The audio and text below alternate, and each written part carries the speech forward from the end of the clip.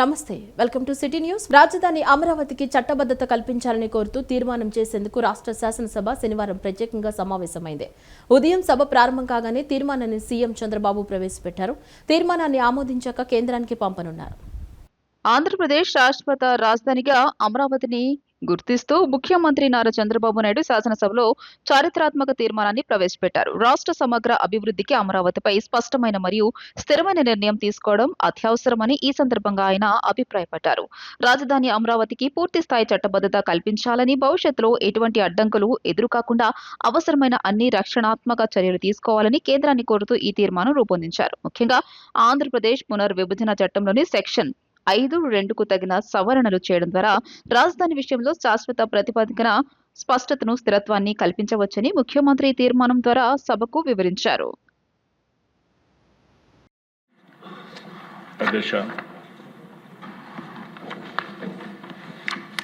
ఆంధ్రప్రదేశ్ రాష్ట్ర సమగ్ర అభివృద్ధి కోసం అమరావతిని రాష్ట్ర రాజధానిగా గుర్తిస్తూ స్పష్టమైన స్థిరమైన నిర్ణయంతో ముందుకు సాగడం అత్యవసరమని అభిప్రాయపడుతున్నాం. దీనికి అవసరమైన అన్ని రక్షణాత్మక చర్యలు తీసుకోవాలని భావిస్తూ సంబంధిత చట్టాల్లో తగిన సవరణలు చేయడం ద్వారా రాజధానిపై స్పష్టతను, స్థిరత్వాన్ని కల్పించవచ్చని గుర్తిస్తూ ఆంధ్రప్రదేశ్ శాసనసభ క్రింది విధంగా తీర్మానిస్తోంది. Hereby resolved to request the Government of India to amend the Section 5 of the Andhra Pradesh Reorganization Act 2014 as under: A. To include the word at Amaravati to subsection 2 of Section 5. B. To add the words and Amaravati includes the capital city areas notified under Andhra Pradesh Capital Region Development Authority Act 2014 to the explanation to Section 5. ఈ తీర్మానాన్ని చర్చించి దీన్ని బలపరచవలసిందిగా, సంప్రదించవలసిందిగా అందరినీ కోరుకుంటూ సెలవు. గత పాలకుల విధ్వంసం వల్ల రాష్ట్రం 50 ఏళ్లు వెనక్కి వెళ్లిందని స్పీకర్ అయ్యన్న పాత్రుడు ఆవేదన వ్యక్తం చేశారు. రైతుల త్యాగాలతో రూపుదిద్దుకున్న అమరావతిని 3 రాజధానుల పేరుతో అడ్డుకున్నారని, అటువంటి తప్పులు పునరావృతం కాకుండా కేంద్రం సహకారంతో ఈ కీలక నిర్ణయం తీసుకున్నామని సభలో ఉద్ఘాటించారు. అమరావతిని శాశ్వత రాజధానిగా చేస్తున్నారని సీఎం చంద్రబాబు నాయుడు దృఢ సంకల్పం ఫలితంగా దీనికి కేంద్ర ప్రభుత్వం సమ్మతించిందన్నారు. ఈ మేరకు అమరావతి రాజధానిగా తీర్మానం చేసేందుకు అవకాశం వచ్చిందని తెలిపారు. తెలుగు ప్రజలు గర్వించదగ్గ రోజు ఇదని చెప్పుకొచ్చారు. అసెంబ్లీ ప్రత్యేక సమావేశం ఉదయం ప్రారంభమైంది. ఈ సమావేశంలో ముఖ్యమంత్రి చంద్రబాబు నాయుడు రాజధాని అమరావతి చట్టబద్ధత బిల్లును ప్రవేశపెట్టారు. ఉదయం సరిగ్గా 11:11 శాసనసభలో ఈ బిల్లును సీఎం ప్రవేశపెట్టడంతో తీర్మానంపై చర్చ మొదలైంది. తీర్మానంపై 20 మందికి పైగా సభ్యులు మాట్లాడుతున్నారు. డిప్యూటీ సీఎం పవన్ కళ్యాణ్, మంత్రి నారా లోకేష్ సహా ప్రముఖ నేతలు ఈ చర్చలో పాల్గొని తమ అభిప్రాయాలు వ్యక్తం చేస్తున్నారు. ఈ సందర్భంగా స్పీకర్ చింతకాయల అయ్యన్న పాత్రుడు మాట్లాడుతూ ఈ శాసనసభ సమావేశానికి ఎంతో ప్రాముఖ్యం ఉందన్నారు. రాష్ట్ర ప్రగతికి ఎదురయ్యే సవాళ్లను అధిగమించే యజ్ఞం ఈ సమావేశంతో మొదలవుతోందని స్పీకర్ అన్నారు. 2014లో నడి సముద్రంలో చుక్కాని లేని నావల ఆంధ్రప్రదేశ్ ఉందని, అలాంటి సమయంలో దార్శనికుడు చంద్రబాబుకు రాష్ట్రాన్ని ప్రజలు అప్పగించారని తెలిపారు. చంద్రబాబు రాష్ట్రాన్ని ప్రగతి బాటలో నడిపించాలని ప్రణాళికలు రూపొందించారన్నారు. అందరి సంప్రదింపులతో అమరావతిని రాజధానిగా ఖరారు చేశారని అన్నారు. ఈ ప్రాంతంలోని రైతులు తమ ప్రాణప్రదమైన భూములను రాజధాని కోసం విరాళంగా ఇచ్చారని తెలియజేశారు. అన్నదాతల అండతోనే రాజధానికి భూమి లభించిందని, అమరావతి రాజధాని పనులు వేగంగా ముందుకు సాగాయని స్పీకర్ తెలిపారు. అయితే 2019లో అమరావతికి అడ్డంకులు ఎదురయ్యాయన్నారు స్పీకర్. 3 రాజధానుల పేరిట తప్పుడు నిర్ణయం తీసుకున్నారని విమర్శించారు. ప్రభుత్వాలు మారినప్పుడు పాత నిర్ణయాలు కొనసాగించాలనే సూత్రానికి విరుద్ధంగా అప్పటి ప్రభుత్వం వ్యవహరించిందన్నారు. చేతికి కొబ్బరికాయ చిక్కినట్లు ప్రవర్తించి అప్రజాస్వామిక విధానాలతో రాష్ట్రం 50 ఏళ్లు వెనక్కి వెళ్లిందని వ్యాఖ్యానించారు. పాలకులు కూడా విధ్వంసానికి పాల్పడవచ్చని ఈ సంఘటనలు నిరూపించాయని స్పీకర్ వెల్లడించారు. అలాంటి పరిస్థితి పునరావృతం కాకుండా అమరావతిని శాశ్వత రాజధానిగా చేస్తున్నారని స్పీకర్ పేర్కొన్నారు. సీఎం చంద్రబాబు నాయుడు దృఢ సంకల్పం ఫలితంగా దీనికి కేంద్ర ప్రభుత్వం సమ్మతించిందన్నారు. ఈ మేరకు అమరావతి రాజధానిగా తీర్మానం చేసేందుకు అవకాశం వచ్చిందని తెలిపారు. తెలుగు ప్రజలు గర్వించదగ్గ రోజు ఇది అని చెప్పుకొచ్చారు. ఈ చారిత్రాత్మక సమావేశానికి 11 మంది వస్తారని అనుకున్నామని, చేసిన తప్పును ఒప్పుకునే ధైర్యం వారికి లేదని తెలిసిపోయిందన్నారు. అమరావతి తీర్మానంపై జరిగే చర్చ చరిత్రలో నిలిచిపోతుందని తెలియజేశారు. ప్రభుత్వాలు మారినప్పుడల్లా గత ప్రభుత్వాలు చేపట్టిన పనులు కొనసాగిస్తూనే ప్రజలకు మరింత సేవలు చేయడానికి కొత్త ప్రభుత్వాలు కొత్త విధానాలు ప్రవేశపెట్టడం సహజంగా మనం చూస్తూ ఉంటాం. ఆ క్రమంలో గత ప్రభుత్వ హయాంలో చేపట్టిన మంచి పనులు మాత్రం అడ్డుకోరు. కానీ అందుకు భిన్నంగా 2019 నుండి 2024 వరకు పాలకులు తమ చేతికి కొబ్బరికాయ దొరికినట్టు, తన చేతికి అన్నాను, వేరే అనలేదు, చేతికి అన్నాను, తన చేతికి కొబ్బరికాయ దొరికినట్టుగా ప్రవర్తించారు. ప్రజలకు మేలు చేసే ఏ మంచి పని కొనసాగరాదని ప్రతిజ్ఞ చేశారు. తిరోగమన విధానాలతో రాష్ట్ర విధ్వంసానికి కంకణం కట్టుకున్నారు. దురదృష్టవశాత్తు వారు అప్రజాస్వామిక ప్రగతి నిరోధక పోకడల వల్ల రాష్ట్రం కనీసం 50 ఏళ్ళ వెనక్కి వెళ్ళిపోయింది. పాలకులకు కూడా మతి భ్రమించవచ్చునని, వారు విధ్వంసానికి పాల్పడగలరని ప్రజలు ఊహించారు. పర్యవసానంగా రాష్ట్ర భవిష్యత్తు అగమ్య గోచరమైంది. రాజధాని కోసం భూములు ఇచ్చిన రైతులు వీధిని పడ్డారు. ఆత్మగౌరవానికి మారుపేరిన రైతులు అవమానాలు పాలయ్యారు. ఎందరో ప్రభుత్వ హింసకు బలయ్యారు. అలాంటి దురదృష్టకర పరిస్థితులు పునరావృతం కాకుండా రాష్ట్ర బంగారు భవిష్యత్తు తిరుగులేని పునాదులు వేయడానికి ఘనమైన చారిత్రక వారసులు గల అమరావతి నగరాన్ని శాశ్వత రాజధానిగా శిలాక్షరాల్లో లిఖించవలసిన అవసరం వచ్చిందని ఈ ప్రజాప్రభుత్వం నిర్ధారణకు వచ్చింది. రాష్ట్ర విభజన తర్వాత అన్ని ప్రాంతాలకు ఆమోదయోగ్యమైన అమరావతిని శాశ్వత రాజధానిగా ఎంపిక చేశామని, గత ప్రభుత్వం చేసిన రాజకీయ కుట్రలను అధిగమించి కూటమి ప్రభుత్వం ఆధ్వర్యంలో పునర్నిర్మాణం వేగవంతం చేశామని మంత్రి పి నారాయణ అసెంబ్లీలో స్పష్టం చేశారు. రైతులు స్వచ్ఛందంగా అందించిన 34,400 ఎకరాల భూమితో ప్రపంచ స్థాయి ప్రమాణాలతో కూడిన సింగపూర్ మాస్టర్ ప్లాన్ అమలు చేస్తున్నామని అన్నారు.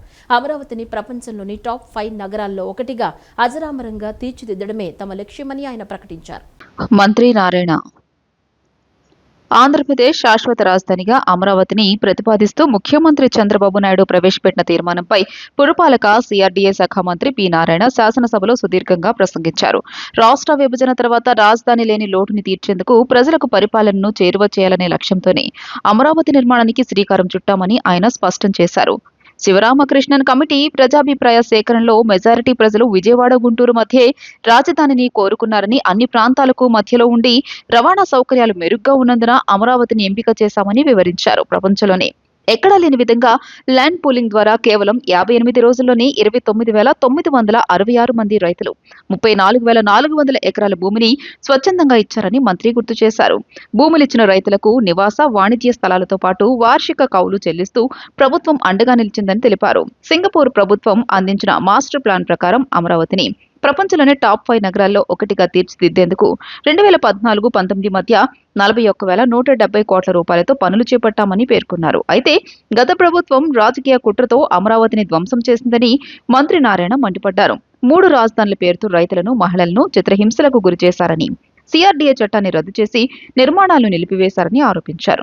కూటమి ప్రభుత్వం అధికారంలోకి వచ్చిన తర్వాత మళ్లీ రాజధాని పునర్నిర్మాణం ప్రారంభించామని, ప్రస్తుతం 59,000 కోట్ల రూపాయలతో 91 ప్రాజెక్టుల పనులు శరవేగంగా జరుగుతున్నాయని వెల్లడించారు. రివర్ బెడ్, రివర్ బేసిన్ మధ్య తేడా తెలియని వారు ఇప్పటికీ దుష్ప్రచారం చేస్తున్నారని విమర్శిస్తూ స్వయం సమృద్ధి కలిగిన నగరంగా అమరావతి శాశ్వతంగా నిలిచిపోతుందని మంత్రి ధీమా వ్యక్తం చేశారు. ముఖ్యమంత్రి గారి పిలుపుతో 2015 జనవరి 1 ల్యాండ్ పుల్లింగ్ నోటిఫికేషన్ ఇస్తే కేవలం 58 రోజుల్లో ఒక్కటంటే ఒక్క లిటిగేషన్ లేకుండా ఫిబ్రవరి 28వ తేదీకి 34,400 ఎకరాలను 29,966 మంది రైతు సోదరులు ఒక్కటంటే ఒక్క లిటిగేషన్ లేకుండా ఇవ్వటం జరిగింది అధ్యక్ష. ఇది కేవలం ముఖ్యమంత్రి గారి మీద ఉన్న నమ్మకంతో ఇచ్చారు. అయితే ఈ వినూతన ల్యాండ్ పుల్లింగ్ ప్రపంచంలో ఇంత లార్జ్ స్కేల్లో ఒక్కటంటే ఒక్క లిటిగేషన్ లేకుండా బహుశా జరిగింది మన యొక్క అమరావతిలోని అధ్యక్ష. అయితే రైతు సోదరులకు ఆ రోజు వాళ్ళందరితో కూర్చొని అనేక దఫాలు డిస్కస్ చేసి ఒక అగ్రిమెంట్, అంటే ల్యాండ్ని డెవలప్ చేసిన తర్వాత జరీబ్ ల్యాండ్ అయితే 1000 చదరపడుగులు రెసిడెన్షియల్, 450 చదరపడుగులు కమర్షియల్, నాన్ జరీబ్ అయితే 1000 చదరపడుగులు రెసిడెన్షియల్, 250 చదరపడుగులు కమర్షియల్ ఇచ్చేటట్టుగా, అంతేకాకుండా 10 సంవత్సరాల పాటు వాళ్ళకి యాన్యుటీ ఇచ్చేటట్టుగా జరీబ్ అయితే 50,000, నాన్ జరీబ్ 30,000 ఇచ్చేటట్టుగాను, అంతేకాకుండా ప్రతి సంవత్సరం నాన్ జరీబ్కి 3,000 పెంచేటట్టుగా, జరీబ్కి వచ్చి 5,000 పెంచేటట్టుగా ఆ రోజు గౌరవనీయ ముఖ్యమంత్రి గారితో వాళ్ళందరూ డిస్కస్ చేసి రైతు సోదరులందరూ నిర్ణయించారు. దాన్ని ముఖ్యమంత్రి గారు యాక్సెప్ట్ చేయటం, రైతు సోదరులకు అంతేకాకుండా రుణమాఫీ, రైతు కూలీలు ఎవరైతే ఉండారో, అంటే ఈ భూములు ల్యాండ్ పూలింగ్ తీసుకోవటం వల్ల రైతు కూలీలకి ఉపాధి పోతుందనే ఉద్దేశంతో రైతు కూలీలకు పెన్షను, అదే కాకుండా స్కిల్ డెవలప్మెంట్ చేసి వాళ్ళకు ఉద్యోగాలు వచ్చే విధంగా చేయటం, ఉచిత విద్య, ఉచిత వైద్యం, అన్నా క్యాంటీన్ వంటి సదుపాయాలు కల్పించడానికి అంగీకరించి అవన్నీ చేయటం జరిగింది అధ్యక్ష. అయితే ల్యాండ్ పుల్లింగ్ అయిన తర్వాత, అంటే వైసీపీ నాయకులు ఎన్ని ఇబ్బందులు పెట్టినా, ఎన్ని దుష్ప్రచారం చేసినా, ల్యాండ్ చేతికి వచ్చిన తర్వాత ప్రపంచంలో ఉన్న టాప్ 5 సిటీస్లో ఒక సిటీగా అమరావతిని కట్టాలని గౌరవనీయ ముఖ్యమంత్రి గారు సింగపూర్ ప్రభుత్వం ఈ యొక్క లేఅవుట్స్ డిజైన్ చేయడంలో చాలా ఎక్స్పర్ట్స్, వారిని గౌరవనీయ ముఖ్యమంత్రి గారు సంప్రదించడం, వారు వెంటనే ఒక MOU మనతో కుదుర్చుకొని వాళ్ళు ప్లాన్ చేసి ఇవ్వడానికి నిర్ణయించారు. విజయవాడ ఇంద్రకీలాద్రిపై వసంత నవరాత్రి ఉత్సవాలు శనివారం పూర్ణాహుతి మరియు ప్రత్యేక పుష్పార్చనలతో శాస్త్రోక్తంగా ముగియగా శ్రీరామ పట్టాభిషేక మహోత్సవం భక్తుల మధ్య వైభవంగా జరిగింది. రేపటి నుంచి ఏప్రిల్ 5 వరకు చైత్రమాస కళ్యాణ బ్రహ్మోత్సవాలు ప్రారంభం కానుండగా ఆదివారం ఉదయం స్వామివార్లకు మంగళ స్నానాలు మరియు వధూవరుల అలంకారంతో ఈ వేడుకలు మొదలవుతాయి. చైత్రశుద్ధ ఏకాదశి నుంచి తదియ వరకు జరిగే ఈ దివ్య కళ్యాణ మహోత్సవాలకు ఆలయాధికారులు అన్ని ఏర్పాట్లు పూర్తి చేశారు. ఇంద్రకీలాద్రిపై వేంచేసి ఉన్న శ్రీ దుర్గా మల్లేశ్వర స్వామి వార్ల దేవస్థానంలో గత 9 రోజులుగా అత్యంత వైభవంగా జరుగుతున్న వసంత నవరాత్రి మహోత్సవాలు శనివారం శాస్త్రోక్తంగా ముగిశాయి. చైత్ర శుద్ధ దశమిని పురస్కరించుకుని ఉదయం 9 గంటలకు ఆలయ అర్చకులు వసంత నవరాత్రుల పూర్ణాహుతి మరియు ఉత్సవ సమాప్తి కార్యక్రమాలను భక్తి శ్రద్ధలతో నిర్వహించారు. నవరాత్రుల చివరి రోజైన నేడు నూతన పూజా మందిరంలో అమ్మవారికి కనకాంబరాలు మరియు గులాబీలతో విశేష పుష్పార్చన సేవను నేత్రపర్వంగా నిర్వహించారు. అనంతరం శ్రీరామనవమి ఉత్సవాల భాగంగా ఉదయం 11 గంటలకు శ్రీరాముల వారి పట్టాభిషేక మహోత్సవం జరిగింది. ఈ వేడుకను వీక్షించేందుకు భక్తులు పెద్ద సంఖ్యలో తరలివచ్చారు. వసంత నవరాత్రులు ముగిసిన వెంటనే రేపటి నుండి అంటే మార్చి 29 ఆదివారం ఆలయంలో చైత్రమాస కళ్యాణ బ్రహ్మోత్సవాలు ప్రారంభం కానున్నాయి. మార్చి 29 నుండి ఏప్రిల్ 5 వరకు ఈ వేడుకలు అత్యంత వైభవంగా జరగనున్నాయని ఆలయ అధికారులు తెలియజేశారు. రేపు ఉదయం 8 గంటలకు శ్రీ దుర్గా మల్లేశ్వర స్వామి వార్లను మంగళ స్నానములు నిర్వహించి వారిని వధూవరులుగా అలంకరించడంతో బ్రహ్మోత్సవాలకు అంకురార్పణ జరగనుంది. చైత్ర శుద్ధ ఏకాదశి నుండి తదియ వరకు జరిగే ఈ దివ్య కళ్యాణ మహోత్సవాలకు భారీగా భక్తులు తరలివచ్చే అవకాశం ఉండడంతో అధికారులు అన్ని ఏర్పాట్లు పూర్తి చేశారు.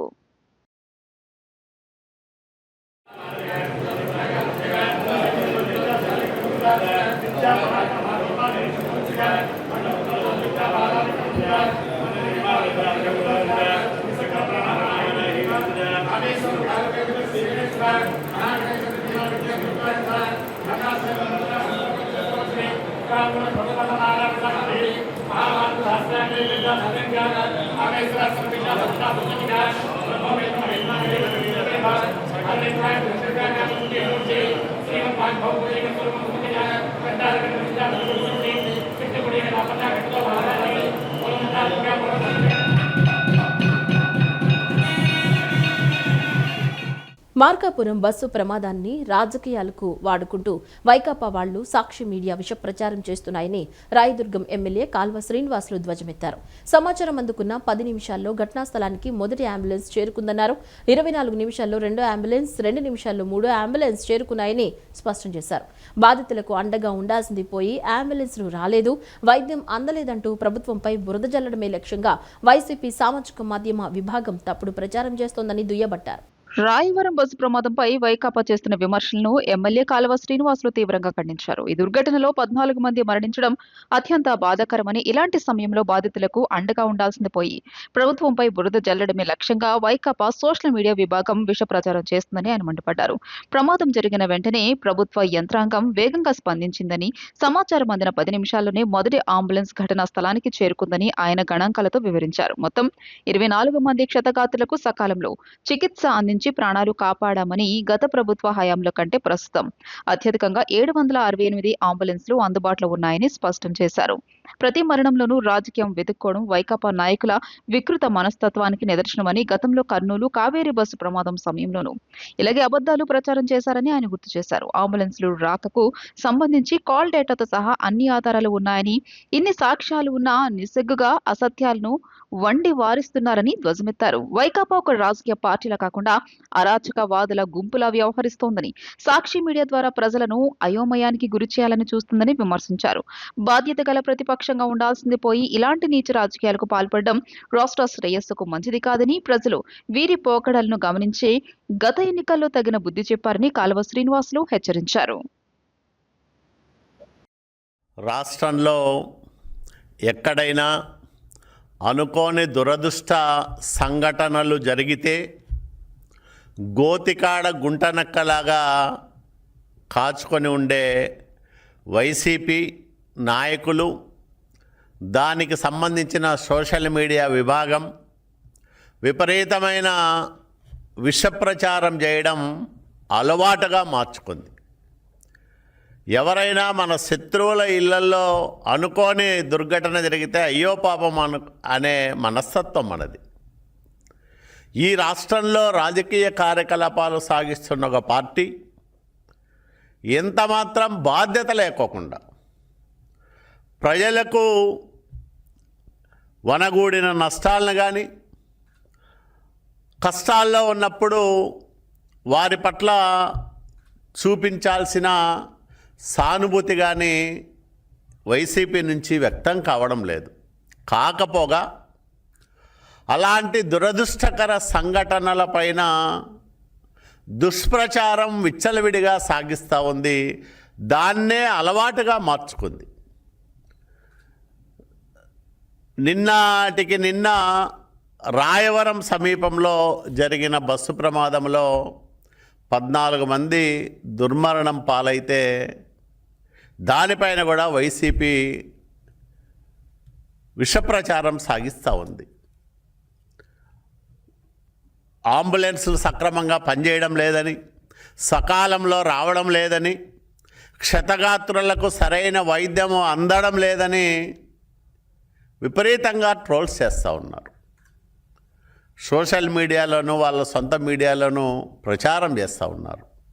వాస్తవంగా ఆ వివరాలు మనం చూస్తే కాల్ డేటా ఆధారంగా ఈ వాస్తవాలను మనం విశ్లేషిస్తే సంఘటనకు సంబంధించి తొలి కాలు తెల్లవారుజామున 5:59 వచ్చింది. రెండో కాలు 6:01 వచ్చింది. తదుపరి కాల్స్ 6:06 తర్వాత మరో ఫోన్ కాల్ రావడం జరిగింది. అంబులెన్స్ స్పందన సమయం అత్యంత వేగంగా అంబులెన్స్లు ప్రమాద స్థలానికి చేరుకున్నాయి. మొదటి అంబులెన్సు సమాచారం అందిన 10 నిమిషాల్లోనే ప్రమాద స్థలానికి చేరుకుంది. ఆ మొదటి అంబులెన్సు తర్వాత రెండో అంబులెన్సు 24 నిమిషాల్లో చేరుకుంది. మూడవ అంబులెన్సు 29 నిమిషాల్లో చేరుకుంది. తొలి అంబులెన్స్లో 10 మందికి చికిత్స అందిస్తే, రెండో అంబులెన్స్లో 6గురికి చికిత్స అందిస్తే, మూడో అంబులెన్స్లో 8 మందికి చికిత్స అందించడం జరిగింది. ఆంధ్రప్రదేశ్లో మొక్కజొన్న ధరలు భారీగా పడిపోవడంతో రైతులను ఆదుకునేందుకు ముఖ్యమంత్రి చంద్రబాబు నాయుడు కేంద్ర ప్రభుత్వానికి విజ్ఞప్తి చేశారు. ఏపీని ఒక ప్రత్యేక కేసుగా పరిగణించి మార్కెట్ జోక్యం పథకం కింద ధరలోటు చెల్లింపు విధానాన్ని అమలు చేయాలని కేంద్ర వ్యవసాయ శాఖ మంత్రి శివరాజ్ సింగ్ చౌహాన్ కు లేఖ రాశారు. నాఫెడ్ ద్వారా జూన్ వరకు ఈ చెల్లింపులు జరిగేలా చూడాలని, తద్వారా రైతుల జీవనోపాధిని కాపాడవచ్చని చంద్రబాబు తన లేఖలో పేర్కొన్నారు. ఆంధ్రప్రదేశ్లో మొక్కజొన్న ధరలు భారీగా పడిపోవడంతో రైతులను ఆదుకునేందుకు ముఖ్యమంత్రి చంద్రబాబు నాయుడు కేంద్ర ప్రభుత్వానికి విజ్ఞప్తి చేశారు.